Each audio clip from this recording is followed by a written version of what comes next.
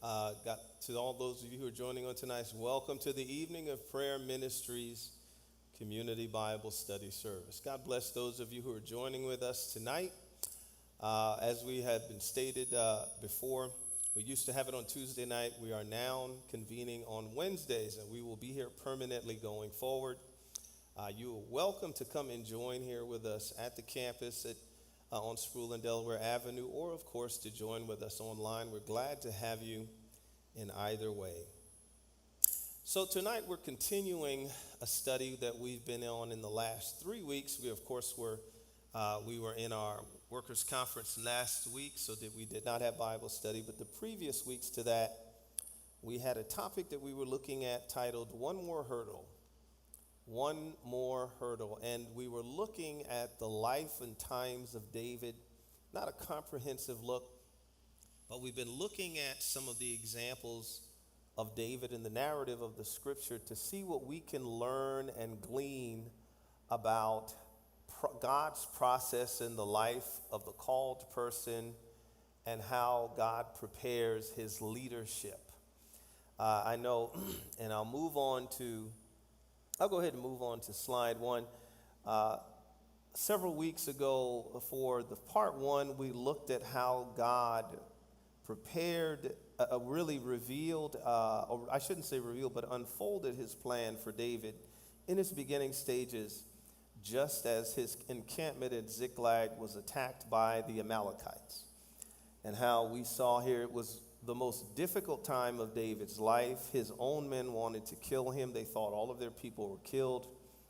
And God sent them out to defeat this Amalekite horde, and they recovered all. And what David didn't realize is on the worst day of his life, God was preparing for him to finally receive the crown of Israel, or at least in part to reign over his own tribe in Hebron.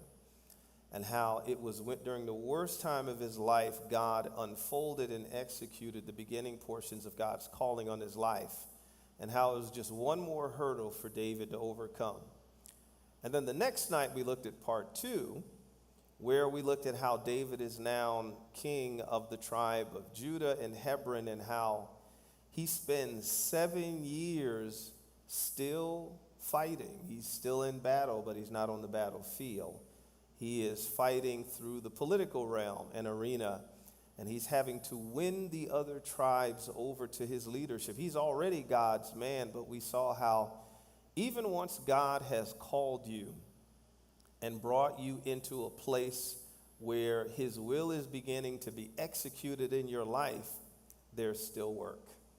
There's still a lot of work to be done, and we looked at the different personalities that David had to deal with last week as he was coming into this next stage of his life. We looked at the spirit of Saul and the past being the past, and Samuel, lost voices of wisdom. We looked at Mephibosheth. We looked at Abner and Joab, and how all these people represent people that we today are going to deal with as we have our leadership challenges, as we are building something new, and we are looking to create something new in our lives or in our community or in our ministry. So we looked at these personalities and these spirits that David had to deal with for those 7 years between when he was crowned king over Judah and reigned in Hebron versus when he is finally crowned king of all Israel at Jerusalem. Tonight, we're going to look at a third portion of this. We're still looking at the hurdles that the leader is going to endure as we're looking at the life of David. And as like I said, our background is this is a man after God's own heart. And we need to remember this as we go through these hurdles that we're going to look at that David endured tonight. We see that in 1 Samuel 13 and 14. He is a man after God's own heart. And he is now king of all Israel. We see that in 2 Samuel chapter 5, verses 1 through 5. I want to kick off where we're going to go tonight with a quote from our founding fathers. And that quote is from John Adams, our former president John Adams, who was, I believe, our our second, no, I think he was our second president, and his son, John Quincy Adams, would serve as our sixth president. When John Quincy Adams was finally elected, John Adams wrote his son a letter, and he said these words: "No man who has ever held the office of president would congratulate a friend upon obtaining it." That's a profound statement coming from one president to another. He's basically saying to his son, I would congratulate you, but once you start to do the job, you'll find out why I won't. And it's an indication of the trials and the tribulations of leadership and what leaders have to endure and have to go through. So, what I want to do tonight as I move to slide 3 is I want to look at the temptations leaders are going to endure when they are assuming the mantles of power and they find themselves having to engage temptation. Because once you become someone who assumes a mantle of power and leadership, people are going to be drawn to you. And as people are drawn to you, they're going to be drawn to you because they're going to want things from you. And as they want things from you, they're going to offer things to you. So any leader, any person who is in a position where they're assuming positions of authority or power or leadership, they're going to find themselves tempted by people. They're going to find themselves tempted by both friend and foe, by both those who wish you well and those who do not. Temptations will come from every angle. And what we're going to see tonight very quickly is the temptations, and we're taking this from David's example and some of the temptations and the issues he had to face and deal with. So we're going to look at how the leader has to deal with ego or hubris or arrogance. That's the first thing that we're going to look at, where this is the and we're going to see where David had to deal with this when he violated the commandment of the Lord in taking the consensus of the people. That's in 2 Samuel 24, verses 10 through 17. We're going to look at the temptation of lust, something David dealt with, of course, that everybody knows, and how he exploited, or really, and I know this is a word that I know our society really does not like to use, but how he really raped Bathsheba. And how he exploited her sexuality in 2 Samuel 11, verses 2 through 17. We're going to look at treachery and how leaders find themselves making curious and dubious decisions and then having to engage in treachery to cover it up, and how hard it is to face it. And we'll see that in the way that David has Uriah assassinated to cover his own sin with Uriah's wife. And then we're going to look at obedience and how difficult it can be. And this is really more specific to the ministry leader. It's not just for ministry leaders, because secular leaders can be disobedient to the laws of the state. They can be disobedient to the laws of policy all the time. But we're also going to see where the ministry leader, the pastor, the evangelist, the bishop, the prophet, the apostle, how they have the law of God to consider as well, and how we do or do not follow the commandments of God, how that will impact the life and times of the leader. So as we look at the first of these challenges, ego or hubris, as we move to the next slide, as we look at this particular challenge, God allows Satan to tempt David to reveal his pride, the pride that needed to be dealt with. Now, why would I say that? David, ever since David is introduced to the nation in his conflict with Goliath, and he's taken into the royal palace with Saul, and he becomes a member of Saul's mighty men, we see a man who is constantly on the battlefield. He's constantly at war. He's constantly doing something. Well, now he's king over all 12 tribes, and they're out And they're out engaged at war with the remnants of the Raphaites, or the Raphaites. We'll talk about them later. But we notice David's not on the battlefield with his mighty men, with his soldiers, with his army. He's at home, chilling. He should be out there fighting, but he's at home. And when we're not engaged, when we're not doing what we should be doing, this is how we get caught up doing things we shouldn't be doing. And so we see here, God, it's almost as if the Lord allows this thing to happen so that David can confront his pride. Now, that doesn't mean that God wanted Bathsheba raped. That is not the point I want to make. But here is David. He can't sleep at night. He gets out, walks out on his balcony, and he sees this striking woman taking a bath. That is his opportunity to say, my Lord, I want this woman. Something is wrong. I need to consult God about myself.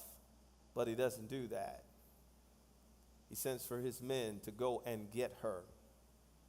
He chooses not to confront his own spirit of lust. God forbid this behavior. And we see that in Exodus 30 and 12.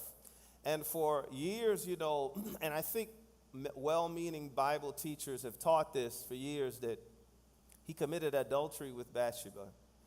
I'm not sure that I really believe that anymore. I'm prepared to consider that this was rape. And the reason why I'm prepared to consider that this was rape is because this is a man of power. She couldn't say no. He sent his soldiers to get her. What's she going to do, fight them? So whenever power is a part of an engagement like this, it's not love, it's not romanticism, it's not sexuality. He is literally forcing this woman to come and give him what he wants. I think that's the definition of rape. And there are other reasons why I feel this way about this as well. So a man, so he gives in to this behavior. And actually, I'm a little ahead of myself. That's really the next slide, but we'll come back to that. I'm just read ahead of my notes here. But we're really talking about his ego and hubris, where his ego was at play with Bathsheba. This slide is really about something else that took place that David did, a mistake that he made. This is really about the numbering of Israel, the numbering of the soldiers of Israel. And so I apologize for that. This is the behavior that is forbidden in Exodus 30 and 12, where God says to the people, to the leaders, you are not to number the people. So when David makes a decision to number Israel, he's doing this out of ego. He is doing this out of arrogance. He's not lost any of his battles, and he's like, man, we've got to have a powerful force. I wonder how big we are. He is lifting himself up in pride in numbering the people, and God does not like it. So God comes to David, and he says, listen, and if you read this, if you go to 2 Samuel chapter 24, and you read this event, Samuel's military leaders tried to tell him not to do this. They told him not to do it, but he did it anyway. And so now once he did it, God now judges the nation. And here's the thing, he won't judge David. God does not judge David, because if you read it, if you go to 2 Samuel 24, David begs God to judge him. And God says, no, I'm going to judge the nation. That's curious that he would do that. God says to David, here's the choice: 3 years of famine, 3 months of being beaten by your enemies, or 3 days of plague. And David famously says, I don't want to put the nation in the hands of men, because men have no mercy. God, you're merciful. So he chooses the 3 days of plague, and 70,000 men die. Now that's soldiers. He did not count the women or children. So it easily 3-4 times that number of people could have died. He lost 70,000 soldiers, or men at least, because of what he did. So the question is, why would the Lord not put the judgment on David, but made the nation to pay for David's sin? It's interesting, right? It is. God did the same thing with Bathsheba and David. God didn't kill David. He didn't even kill Bathsheba. But guess who died? The child. The child that was born. The child was innocent. Why would the Lord require that the judgment be on the nation? The understanding is this. Perhaps it was a lesson to all leaders that when you commit folly as a leader, it's not just you who suffers. Everybody suffers. And it's really the only speculated answer to the question I've been able to come up with. Because remember, God is just, but God is not fair. I'm going to say that again. God is just, but he is not fair. God doesn't deal in fairness. Any being that is going to offer favor to some and not to others doesn't care about fairness. But what God is just. So why would God do this? It has to be to teach leaders a lesson, to teach David a lesson that as my chosen king, because remember 2 weeks ago when we saw how David is finally crowned in Hebron as king, it didn't say God finally allowed David to be chosen a king. God said, I've chosen a king for myself, my people. So David is representing the people. He's representing God before the people. And so when David transgresses the law of God, the people are watching. And God is showing the nation that when you don't do what I say to do, this is how far-reaching the consequences of sin can go. 70 plus thousand, let's just say 7 times 3 is 21. Let's just say 210,000 people. We'll just multiply it by 3. Men, women, really you could do it by 4. Because let's say 2 kids for each family. I'm speculating. You could say 280,000 people dead because you decided to operate off ego. He didn't kill anyone. He didn't steal from the treasury. He didn't break one of the seraphim on the ark. He just decided, oh man, I want to see how powerful we are. Number the people. And God said, don't ever do that. So, one of the lessons we learned from David is you need to know what the boundaries of God are for you. You need to know what God's boundaries are for you. You need to know what the Lord has said you should not do. You need to know where God says you can and can't go. Because you'll cross one line with God and you may get grace. You may cross another line with God and 70,000 people die. So it's important that leaders do not allow their ego or their hubris to get the best of them. All right, let's look at another mistake that David made that we can learn from as we go to the next slide. And this is the slide I kind of jumped off on a moment ago. My apologies.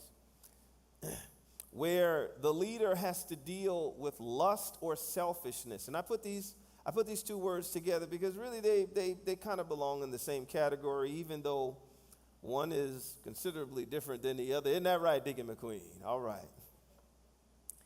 So we see here, and as I was saying before, it's always been taught that David committed adultery with Bathsheba. I don't know if Bathsheba found him an attractive man or not. I don't know if Bathsheba was approached by his soldiers and they said, the king has summoned you. And she was like, how dare y'all? I'm a married woman. Or she was like, really, the king? I don't know. I don't care. What we do know is this woman was married. The king called for her. and she could not say no. You have to remember, this is not 2024 in a democratic republic like the United States. These are ancient communities where kings had absolute power. Remember what happened to Vashti when she told her king no. And she got off easy, did she not? Because we know King Henry VIII in England killed a few of his ex-wives, his wives. You did not tell the king no. And it is for this reason I've begun to side with certain scholars who believe she was raped. I believe Bathsheba was raped. I don't care if she ended up liking David or not. I don't care if they ended up getting together and the marriage was great. In that moment, he raped that woman because he took something that she could not refuse. And I think that's an important thing to denote here, because his power allowed him to do that. His power allowed him to call her to his castle. And psychologists and medical professionals will tell you today that, like sexual harassment in the workplace, these rape scenarios, it's not about sex. What do they always say it's about? Power. If you have a comment, you're welcome to come up and speak. Absolutely. It happens today. Yes, and for anyone who has a comment or question, you're more than welcome to come up. So there was a power dynamic here that has to be considered. And the scripture actually, you're welcome to come up, Mother. The scripture actually supports this, because we see in 2 Samuel chapter 11, verses 1 through 4, the words that are used in the Aramaic. It says when David took Bathsheba to lay with her, the word take is lakak, and the word to lay is shakav. And shakav really means generally sexual intercourse. But it's the lakak that is interesting, the way he just took her. He does not beckon, does not call, he takes her. And what's curious is, in the Bible, there are two other times where these two words are put together to describe an intimate reaction. And in both of them, it was the same type of situation where a man of power took a woman that couldn't say no. One of them was Prince Shechem of Havar. And this is when Jacob was traveling and he thought he found a great place. And the prince of this particular city fell in love with his daughter Tamar. How many remember that story? And he raped her. But as it turns out, he really wanted her. He's like, I really like this girl. She's really nice. I shouldn't have done that. I'm wrong. I'm so sorry. How can I fix this? So his father, the king, goes to Jacob. Remember the story? And they try to fix it, where he said, I want to marry her. She's going to be my crown princess. She'll be queen one day. And then Simeon and Levi convinced everybody, okay, but every man in the city has to become circumcised. And when they do that and they're recovering, Simeon and Levi take a horde, go in and kill all the men. But my point is, these are the same terms that are used to describe that event. So what David did was not adultery. That's the point I want to make. It really was rape or sexual assault. I know rape has become a very sensitive term now. And the reason why I think this is important is because we are constantly seeing stories come out about spiritual leaders taking advantage of the flock, taking advantage of the women or even the men in the flock, using their authority, manipulating the young and the immature into these very dubious relationships. And it isn't until years later that these victims are coming forward and speaking out. God is not behind this. I from time to time, I'll read novels. I'll read fiction. And I read a novel out of Bayou Country about a pastor who was doing this to the women in his community, and he called it Covering the Single Women of His Church. And as I read that book, the person who gave me the book, I said, "This stuff isn't made up, is it?" They said, "No. Somebody just put it in a novel." This sort of thing is far too commonplace, and the leader has to be prepared to say no. The leader is going to be offered favors that they're not due, and they have to say no. And other leaders who know they have a lust spirit, who know they have issues, they need to go either get help for it or get on the altar for it, or both. But these are the traps that leaders are going to fall into if they are not careful. We see this also with the Absalom, Amnon, and Tamar situation, because David had a daughter named Tamar, and we all know how that scenario worked out. Amnon was one son that raped raped his half-sister Tamar. And unlike Shechem and Tamar, Jacob's daughter, Ammon decided he didn't want anything to do with her after he was done. If you read the scripture, the text is actually pretty graphic about how he behaves. Tamar was close with another son of David named Absalom. Absalom did not appreciate it. They went to David about it. David did nothing. So Absalom eventually has Ammon murdered in a blood feud. And David again does nothing. Lust and selfishness, selfish desires, will open the door to all sorts of problems for the leader. And we see that in David's life. All right, we're going to move on to the third issue that David had dealt with. The third issue is treachery. And this is really connected to the second issue. Treachery, and the opposite of that being accountability. So we'll kind of spend a little bit more time on David and Bathsheba. So David is not out with the army. He's at home. He can't sleep one night. He's walking among his terraces, and he looks down and sees this beautiful woman bathing named Bathsheba. And of course, as I said before, he has her brought to him, and he has her way with her. Should not have been there, but he was there, and he gave in to his own temptation. So he has Bathsheba brought, and this is all in 2 Samuel chapters 12, therefore the reading. Has Bathsheba brought over, has his way with her, and she is then, not long after that, with child. Isn't that how the Lord do it? How many are familiar with former California Governor Arnold Schwarzenegger? We all are familiar with him. He's divorced now, but he used to be married to Maria Shriver. She was a news anchor of note, beautiful woman, related to the Kennedy family out of Boston, And he married Maria, and I think they had 4 children together.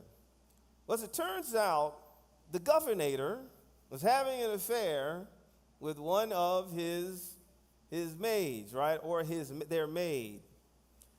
And it took, you heard the rumblings for years until he finally just admitted it. I think the marriage finally fell apart over it. But the reason why I'm bringing this up is someone, I can't remember who did it, they took a photo shot of Arnold's 4 children with Maria, and they placed it beside a photo of the young man he had with the maid. None of Maria's kids look as much like Arnold as the maid's son. The maid's son looked like Arnold, spit the boy out of his mouth. Built like him. The kid looked like a bodybuilder, all in his teens. And when I saw that, I said, isn't that just how the truth works? Because I think he had 2 sons with Maria, You wouldn't know those boys were Arnold Schwarzenegger's children if you had to pick them out of a crowd of 3 men. But the son of the maid, the son that he snuck into his life, looked just like him. That's how the truth works. That is how the truth works. The truth is an attribute of God, which means no lie can live for long. It can live a long time, but it can't live for long. Sooner or later, the truth is going to come out. And here David is, I'm king of all 12 tribes and beloved as a king. And I can imagine one of his advisors, Your Highness, that woman you brought in about 4 months ago, her stomach is getting big. I think she may be pregnant, sir. Now he has a problem. So, rather than come clean, repent, because you know, these are the days where adultery, which is probably how the king would have been charged, that gets you killed. So he's going to put the priestly class in a bad situation if he comes forward. Can we really do that? So what am I going to do? So then what he does is he recalls the woman's husband Uriah in for, you go on deployment, you bring him in for a month or two where they can get some leave. You military folks, you know, you get a little leave and then you go on back. So you can come home looking on your spouse, check on your family, make sure y'all still married, make sure y'all still together, and then you can go on back to your business. So he calls Uriah in to do just that. And there is I didn't pull it out, but there is a provision in the culture of Israel at the time that when they are at war, the men of war are not to go into their wives while they serve. This was a cultural policy in Israel. So when Uriah comes in, even though he is a Hittite, he is an observer of Jewish law. He loves the Lord. And Uriah, the Bible tells us in 2 Samuel, Uriah would not go into his wife. In fact, he wouldn't even go home. They said he slept at the gate of the king's palace. So everybody could see that, hey, while my brothers are out there on the field putting their lives in danger, I'm not going to go home and have pleasure. I'm going to lay out here on the street just like them. David needed him to go in and be with his wife, because then everybody could say, well, we know it's Uriah's wife because he came home and likely went in unto his wife. But he would not do it. That plan didn't work. So now what you going to do, king? No, I think so. I think God was very much in that. Because the truth, you have to remember, David is God's choice as king. David is representing Jehovah. You can't get away with this, dude. You're not these other successive kings that we read about in the book of the Kings and Chronicles that God didn't choose. You're God's choice. You got to look and act like God to the people.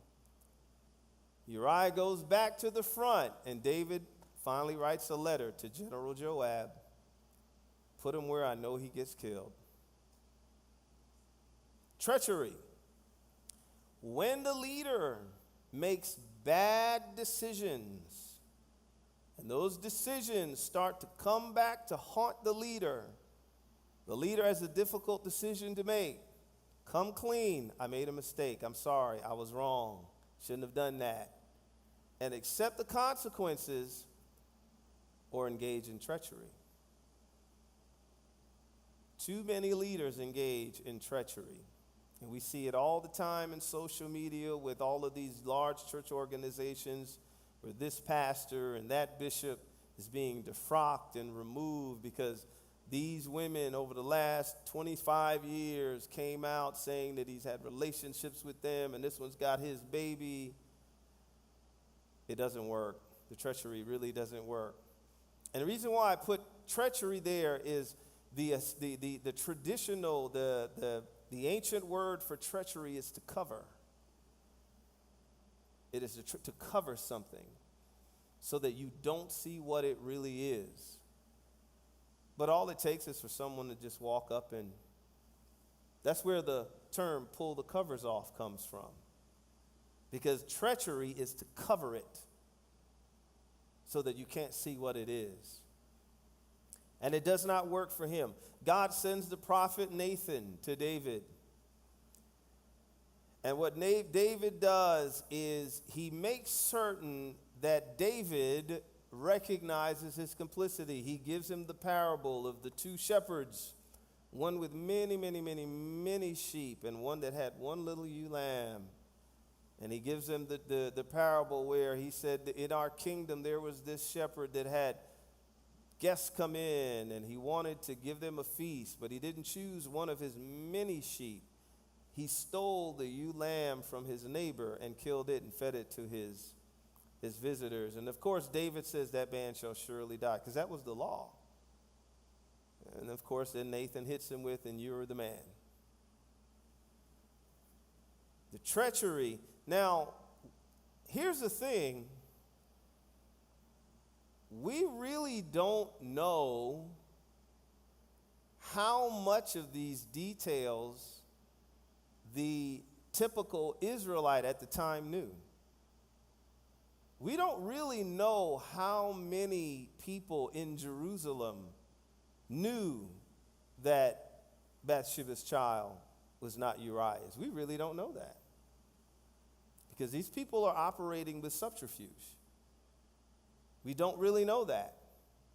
We don't know how many people were aware of the letter that David would have sent to Joab, the general, to have Uriah killed.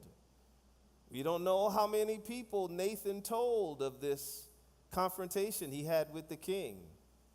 I would imagine probably very few people know or knew. But what they did come to know is the judgment that came into David's life. Because I guarantee you there were a lot of people in Israel that saw the Ammon-Tamar situation, the Absalom situation with Ammon, the Absalom situation with trying to usurp his father, the situation with Adonijah trying to usurp his father. I guarantee you many people would have looked at that and said, why is the king having all this problem in his life? There's a reason. God's going to uncover the treachery. Even if people don't know the details, they're going to see the judgment. So it's very, very important that the leader be willing to say, wow, you know what, that was wrong. I shouldn't have done that. I need to fix that. I need to handle that differently. All right, and we're going to look now at the fourth issue that David met. And we're going to we'll spend the rest of our time here. The fourth has to do with obedience. Or in a secular vernacular, following directions. Following directions. So another one of the mistakes that David made is he wanted to bring the Ark of the Covenant, the Ark of God, to Jerusalem. It was housed in a place called Kiriath Jearim. You have to remember the Ark probably wasn't a whole lot of sacrifices going on with the Ark at the time. Because remember when Saul was hunting David down, and that he went to see the priest at Nod, and the priest would not give David up, and he started killing them all. And so the Ark of Covenant has kind of like been in hiding, not really hiding, but just kind of securely put away. Saul is no longer worshiping as he should have. So now Saul is dead, and David wants to bring the Ark to the holy city of God in Jerusalem. Now this is a good thing. This is a thing he should have desired to do. He consults with his leaders on the best way to do this, which is another good thing to do. We see this in the scripture in 1 Chronicles chapter 13. He asks, what do you think? What should we do? Should we do this? And the leaders all concur. This is a wonderful thing because you have to remember, God said, my presence is going to dwell between the wings of the cherubim. Not in the ark, but on it. It's a very important distinction. So to have the ark in Jerusalem among the people of God was a good thing for David to want. But what David did not do is consult the law of God. He did not consult the law of God because it had probably been decades since the ark had been touched or anything had been done with it. He should have done that. And so as a result, he sends his people to go and get the ark, well-meaning. This is a right thing to want to do, but he does not secure the ark in the way the law prescribes. The law prescribed that the ark was to be carried with staves by the hands of the priest. They did not do that. They put it on a cart to drive it with oxen. And this poor young man named Uzzah saw the oxen stumble and the ark looked like it's going to fall off, and he went to grab it, touched it, and died. And the Bible tells us in 1 Chronicles 13, 9 through 12, that David was both angry with God and fearful of God. How many times have you thought you were doing what God told you to do, and it just went up in smoke, just caught fire and just became a total mess, and you were like, really, God? I'm trying to do what's right. I'm trying to do what you told me to do, and this is the grief I got to deal with? How many people have been through that? That's where David is right now. David is so disgusted and so fearful. He figures, don't even bring it here. Put it at Obed-Edom's house. I can't think about this anymore. That's frustration. Do you remember, he's king, so Obed-Edom didn't have a choice. He had to take it, put it in a barn out back or somewhere. He's frustrated. He doesn't understand what is the deal. But what happens is, two things happen. Number one, Obed-Edom's house began to just be blessed, and his increase at his house just began to grow, as the Bible tells us. But the second thing happens is that David has an event that takes place between trying to get the ark and Uzzah being killed. Because now he's king of all Israel, and the Philistines decided, remember how 2 weeks ago when we talked about how David became king, when the Philistines gathered together against Saul? I think it's Gilboa, the Battle of Gilboa, I think it is. Well, the Philistines decided to do the same thing against David. He's now king of all Israel, and they're thinking, this is the guy they used to sing, David's killed his 10,000. This is the dude that killed the Goliath. We need to shut this down now while we can. So the Philistines get together at a place called Rephaim. And they've decided they're going to defeat David and keep him from becoming a power. And so what David does is he gathers together to his soldiers, his armies. And at the first battle, we see this in 1 Chronicles chapter 14, verses 10 through 11. David prays and he says, God, he says two things. Should we fight, and will we win? This is in the scripture. And God's answer to David is, yes, go and fight, you will win. And so David goes out. It does not tell us what David's tactics are. However David went out, he was successful in the first battle. And so, after the first battle, the Philistines regroup. They regroup again. And they're getting ready for another charge. And now David prays. Notice, David does not immediately go out. He prays again. This is in 1 Chronicles 14. But this is in verses 13 through 17. He says, God, what shall I do?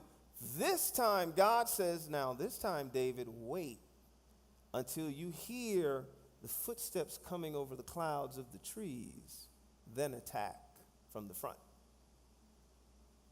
David waits. He hears the sound, then he attacks from the front and is victorious. Now it's interesting, after these two battles, David makes the decision to go back and get the ark. It is very likely that David realized, I'm only going to be successful when I do exactly what God says. God could have just said, go and get them however you want. And they go out, defeat the Philistines, and that's the end of it. But God didn't do that. He made certain they had two battles. One where David got to fight his way, and then the second where God said, now this time I want you to do this, this, this. Wait for my angels to come over and make the way, and then you come around this way. And he's successful. And I believe David realized his folly with the ark. I did something wrong. I had to have do something wrong. Because it's after these battles that he then consults the Torah and learns how the ark is to be carried. And it is then that we have the story of David coming triumphantly into Jerusalem, dancing before the Lord with the ark being brought in with the priests. David learned a very important lesson with the recapture of the ark and at these two battles at Rephaim. And that is, you will be successful every time you stand before the enemy, every time you face a challenge, but you got to follow God.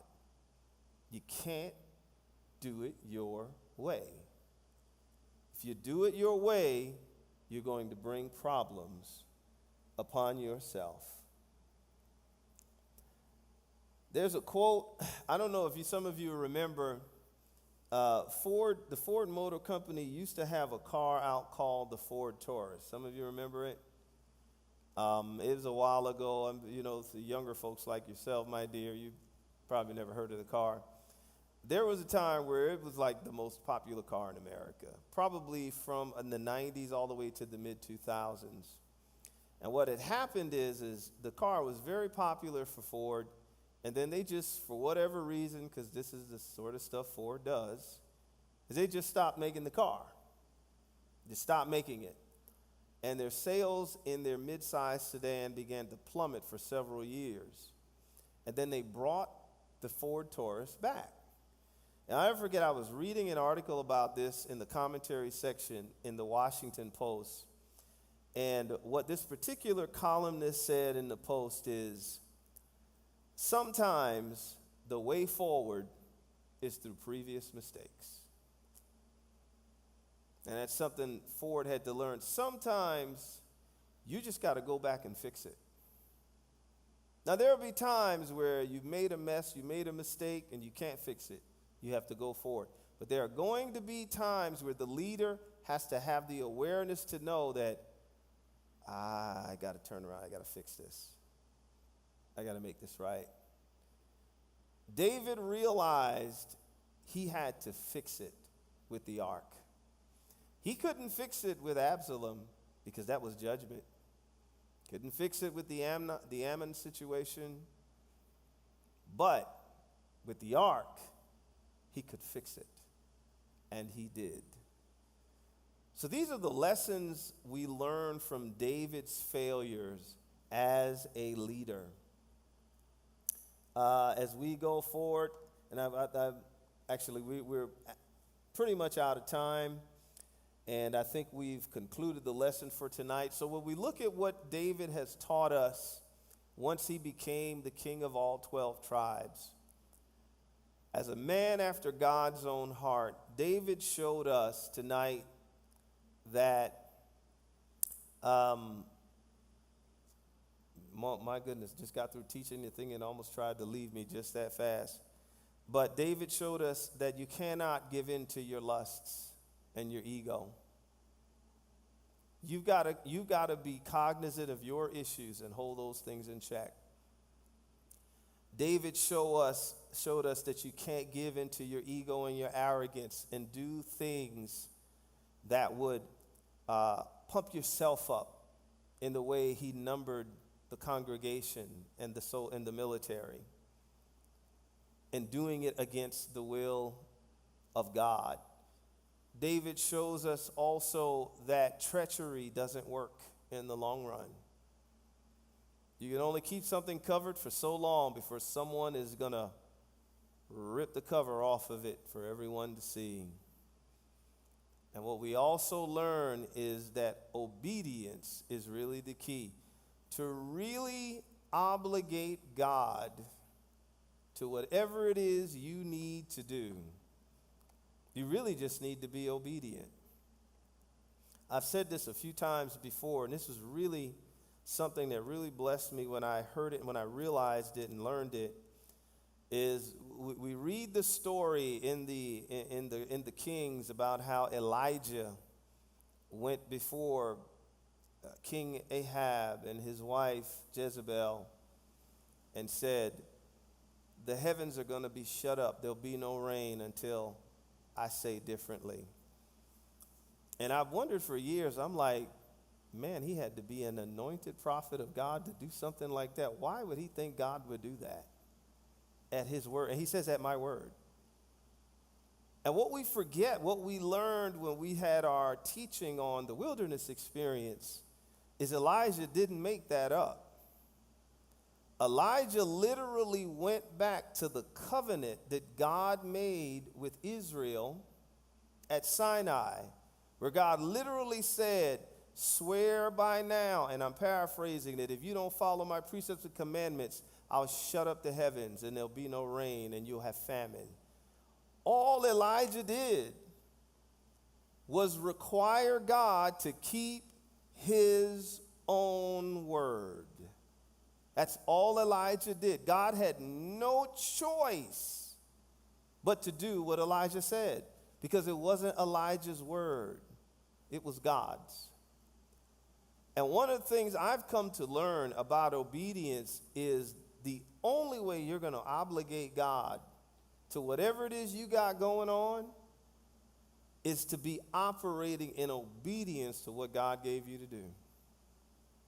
And I really believe that is the way to get God to move on your behalf. Because it's really the only thing God's obligated to. God's not obligated to Lamar's will, or Roderick's will, or Rubina's will, or Arthur's will. He loves Arthur and Rubina and Roderick and hopefully Lamar. But he's not obligated to anything we plan. He is obligated to his will. And if God tells you build an auditorium and you go to work to do it, God is obligated to make sure you get what you need to get it done. And that is what Elijah did. And I think that is a lesson that David learned in that particular issue with the Ark of the Covenant. And he saw that in the way God would allow him to win one battle, one way. Okay, this next battle, no, you're not going to do it that way. You're going to do it this way. I'm going to give you some different directions. There's nothing specific as to why he had to do it differently. It's just the direction God gave him. And I think David realized, okay, I got to do it your way. And then he goes back to retrieve the ark. So these are the lessons of leadership that God is teaching us.